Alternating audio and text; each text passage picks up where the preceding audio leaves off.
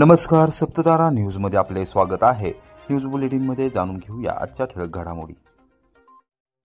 कोरेगाव कचरा डेपो प्रकरणी शिवसेना आक्रमक पवित्र्यात, प्रांताधिकारी कार्यालयासमोर महाराष्ट्र दिनी कचरा ओतून आंदोलन करणार।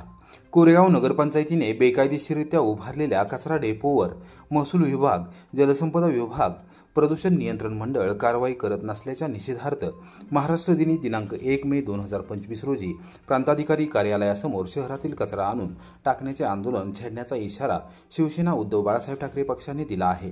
पक्षाचे शहर प्रमुख अक्षय बर्गे यांच्यासह कचरा डेपो परिसरात वास्तव्यास असणाऱ्या नागरिकांनी प्रांताधिकारी अभिजित नाईक, तहसीलदार डॉक्टर संगमेश कोडे, पोलीस निरीक्षक घनश्याम बल्लाळ यांची गुरुवारी सायंकाळी 5 वाजता भेट घेऊन निवेदन सादर केले आणि नगरपंचायतीवर विशेष करून मुख्याधिकाऱ्यांवर कारवाईची मागणी केली। कोरेगाव नगरपंचायतीने शहरानजीक जलसंपदा विभागाच्या पोटपाटलगत अनधिकृतरित्या कचरा डेपो उभारला आहे। नियमबाह्य पद्धतीने चुकीच्या भूमिका घेत राज्य शासनाची दिशाभूल करत मुख्याधिकारी विनोद जळक यांनी अनधिकृत कचरा डेपो सुरू केला असून त्याचा त्रास लगतच्या शेतकऱ्यांना आणि शहरवासियांना होत आहे। वास्तविक पाहता जिल्हाधिकाऱ्यांनी कोरेगाव नगरपंचायतीच्या कचरा डेपोसाठी स्वतंत्ररित्या गोळेवाडी गाव हद्दीतील जागा उपलब्ध करून दिली आहे। मात्र स्थानिक कार्यकर्त्यांना जगवण्यासाठी नियमबाह्य पद्धतीने दरमहा भाडे रक्कम देऊन कचरा डेपो खासगी जागेत सुरू केला असल्याचे बर्गे यांनी नमूद केले आहे। एकूणच प्रशासन हे सर्वसामान्य शेतकऱ्यांवर आणि नागरिकांवर अन्याय करत असून जाणीवपूर्वक शासकीय अधिकारी या नात्याने मुख्याधिकारी विनोद जळक यांना वाचवत आहेत, असा आरोप बर्गे यांनी केला आहे। दिनांक 1 मे रोजी सकाळी 8 वाजता प्रांताधिकारी कार्यालयासमोर शहरातून कचरा आणून ट्रॅक्टर ट्रॉलीद्वारे ओतणार आहे। कचरा डेपोमुळे सर्वसामान्य शेतकरी आणि शहरवासीय यांची होत असलेली अडचण प्रशासनाच्या निदर्शनास आणून देणार असल्याचे बर्गे यांनी सांगितले। कोरेगाव नगरपंचायतच्या बेकायदेशीर कचरा डेपोबद्दल निवेदन द्यायला आले, तर त्या कचरा डेपोची कुठलीही परमिशन नाही। माहिती अधिकाऱ्याचा अर्ज दिलेला प्रदूषण ऑफिसला, पण त्यांनी त्यांच्या माहितीमध्ये असं आलं आहे की कुठलीही परमिशन त्यांनी घेतली नाही आहे, ना हरकत दाखला घेतला नाही, पण असंच ते बेकायदेशीर चालू आहे। तर ते प्रांत अधिकाऱ्यांना भेटायला आलो, त्यांना निवेदन दिलं की 1 मे पर्यंत काय कारवाई झाली तर ठीक, नाहीतर कोरेगावमध्ये सगळा कचरा गोळा करून प्रांत ऑफिसच्या इथे आम्ही टाकणार आहे, असं निवेदन दिलं आहे। बरं पाडून नानावरे, मी सध्या कचरा डेपोच्या जवळ राहतो, तर माझ्या घराच्या पाठीमागे कचरा डेपो टाकलेला आहे।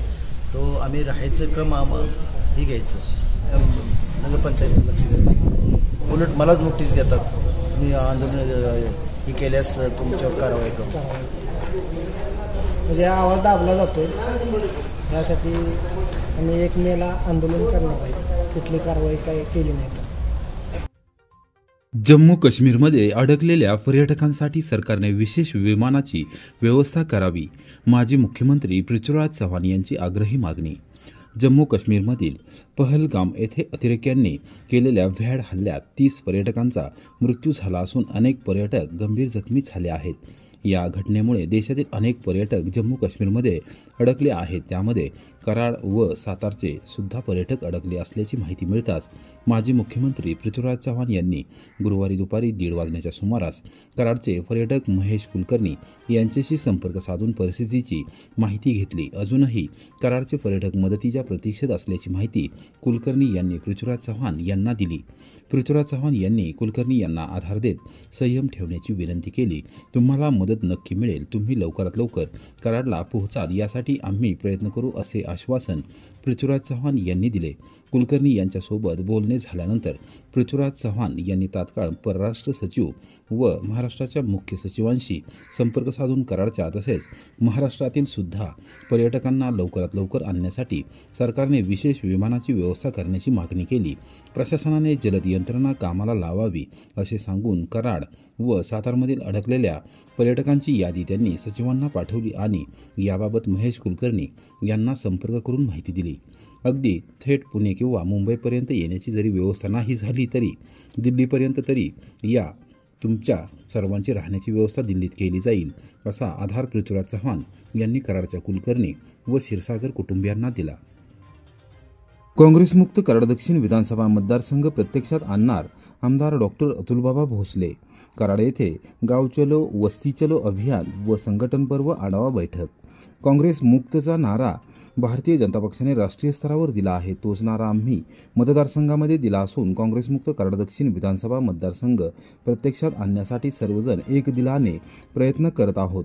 या मतदारसंघातील काँग्रेसचं सगळं स्ट्रक्चर आम्ही डिसमेंटल केलं आहे आणि ते गोडाऊनमध्ये ठेवलं आहे, असे प्रतिपादन आमदार डॉक्टर अतुलबाबा भोसले यांनी केले. भाजप पश्चिम महाराष्ट्र विभाग गाव चलो वस्ती चलो अभियान व संघटन पर्व आढावा बैठक कराडच्या हॉटेल फर्न रेसिडेन्सी येथे गुरुवारी दुपारी 3 वाजता उत्साहात पार पडली. या प्रसंगी कार्यकर्ते व पदाधिकाऱ्यांशी संवाद साधत या अभियानाचे महत्त्व अधोरेखित केले आणि पक्षाच्या कामगिरीचा आढावा वरिष्ठांकडे सादर केला. बैठकीस भाजप महाराष्ट्र प्रदेशचे कार्यकारी अध्यक्ष आमदार रवींद्र चव्हाण, आमदार मनोजदादा घोरपडे यांच्यासह पदाधिकारी व मान्यवर यावेळी उपस्थित होते. कराड दक्षिण विधानसभा मतदारसंघामध्ये प्राथमिक सदस्यांची नोंद 82,745 इतकी झाली आहे. सातारा, सांगली व कोल्हापूर या पश्चिम महाराष्ट्रातील 26 विधानसभा मतदारसंघाचा जर विचार केला तर या सगळ्यांमध्ये अतिशय उत्तम आणि चांगले काम कराड दक्षिण विधानसभा मतदारसंघांनी केले आहे, जे निश्चितच अभिमानास्पद आहे. विशेषतः मतदारसंघातील 342 बूथ समित्या पूर्ण आहेत. त्यामुळे पक्षाने दिलेली प्रत्येक जबाबदारी आम्ही योग्यरित्या पार पाडली आहे, असे आमदार डॉक्टर भोसले यांनी निदर्शनास आणून दिले. पक्षवाढीस जे चांगली भूमिका बजावतील त्यांना नक्कीच मोठी संधी दिली जाईल, असा विश्वास देखील याप्रसंगी व्यक्त केला. आमदार रवींद्र चव्हाण, आमदार मनोजदादा घोरपडे यांनी मनोगत व्यक्त केले. पक्ष संघटना बांधणीत मोलाचे योगदान देणाऱ्या पदाधिकाऱ्यांचा सत्कार करण्यात आला. कराडमध्ये सराईत गुन्हेगार अभिनंदन झेंडे नदीपात्रात बुडून मृत्यू, कुटुंबियांकडून संशय व्यक्त. कराड शहरातील सराईत गुन्हेगार अभिनंदन रतन झेंडे वय 37 याचा गुरुवारी सकाळी 9:30 वाजण्याच्या सुमारास कोयना नदीपात्रात बुडून मृत्यू झाला. झेंडे हा आपल्या मुलांसोबत नदीपात्रात आंघोळीसाठी गेला होता. याबाबत प्रत्यक्ष घटनास्थळावरून मिळालेल्या माहितीनुसार झेंडे याचा मुलगा नदीच्या पाण्यात बुडत असताना त्याला वाचवण्याचा प्रयत्न अभिनंदन झेंडे याने केला. या प्रयत्नात तो स्वतः पाण्याच्या प्रवाहात ओढला गेला. घटनास्थळावरील नागरिकांनी त्याला वाचवण्यासाठी शर्थीचे प्रयत्न केले आणि त्याला पाण्याबाहेर काढले. या घटनेची माहिती मिळताच शहर पोलिसांनी तातडीने घटनास्थळी धाव घेतली. झेंडे याचा मृतदेह शवविच्छेदनासाठी स्वर्गीय वेणुताई चव्हाण उपजिल्हा रुग्णालयात पाठवण्यात आला आहे. त्याच्या कुटुंबियांनी रुग्णालयात धाव घेतली असून झेंडे हा उत्तम जलतरणपटू असल्याने त्याच्या मृत्यूबाबत संशय व्यक्त केला जात आहे. पोलिसांनी या प्रकरणी अधिक तपास सुरू केला आहे.